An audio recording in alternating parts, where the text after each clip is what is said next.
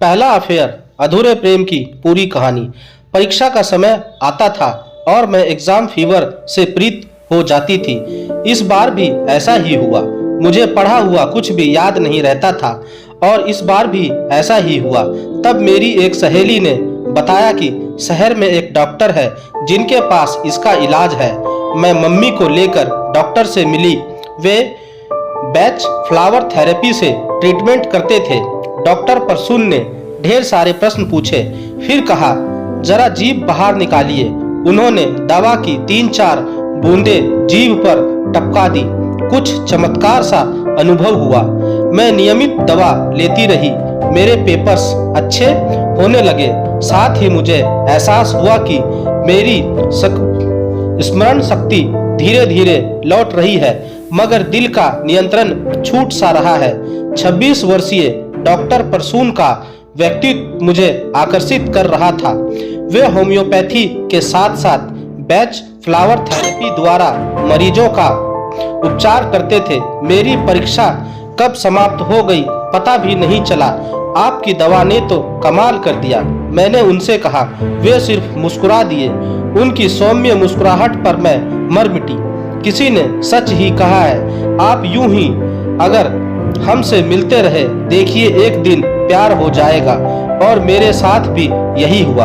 उन्होंने एक दिन मुझसे कहा, छुट्टियों में तुम मेरी डिस्पेंसरी में बैठकर मरीजों को क्यों नहीं देख लेती? तुम्हें दवाओं के विषय में धीरे धीरे बताता रहूंगा। अगर तुम चाहो तो होम्योपैथी का कोर्स भी कर सकती हो। कहते हुए उन्होंने स्टेथोस्कोपी पकड़ा दिया। मुस्कुराई। होम्योपैथी में धीरे धीरे मेरी रुचि बढ़ने लगी। वे बीच बीच में मुझे गाइड भी करते रहते और किताबें व नोट्स भी देते रहते।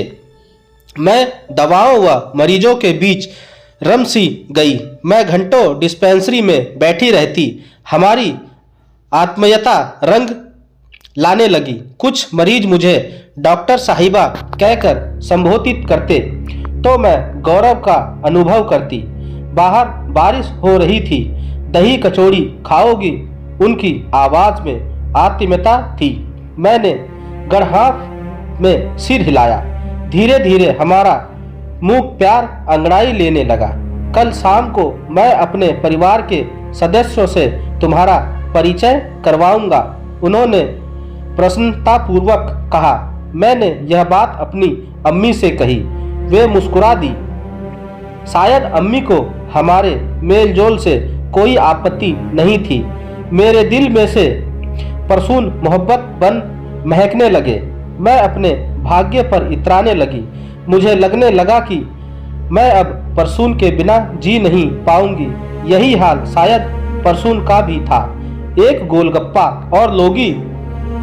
मेरी कसम, परसून ने मुझ पर अधिकार जमाया। मुझे लगा हर लड़की की यही इच्छा होती है कि कोई उस पर अपना अधिकार जताए। शायद अधिकार के पीछे उसका प्यार ही होता है। मैं अप्रत्यक्ष रूप से परसून को हो चुकी थी। बस प्रतीक्षा थी तो परीक्षा परिणाम की। परीक्षा में तो मैं पास हो गई, मगर हमारा प्यार फेल हो गया। हताश निराश परसून ने जब बताया कि उसकी बहन छुटकी का विवाह जिस परिवार में हो रहा है, उनकी एक शर्त है कि परसून के होने वाले जीजा जी की बहन से वह विवाह कर ले, और मैंने हाँ कर दी। मैं आखिर करता भी क्या? बड़े लाड़ से छुटकी को हमने पाला है। मेरा फर्ज बनता है ना कि मैं बड़े भाई होने का कर्तव्य निभाऊं। वे नम आंखें पोंछते हुए बोले। मैं उनके त्याग पर फिर मर मिटी। मैं अपने प्यार पर फक्र महसूस कर रही थी। मैंने उनका समर्थन करते हुए कहा, परसून, सच तो यह है कि प्यार एक गोलगप्पे की तरह खट्टा मीठा होता है। गोलगप्पे कितने नाजुक होते हैं ना। इधर झटका लगा, उधर फूटा, मगर हमारा प्यार तो चटपटी कचौड़ी सा है ना। आज यह स्वाद भी आजमा ले। मैंने अपने पहले प्यार की कुर्बानी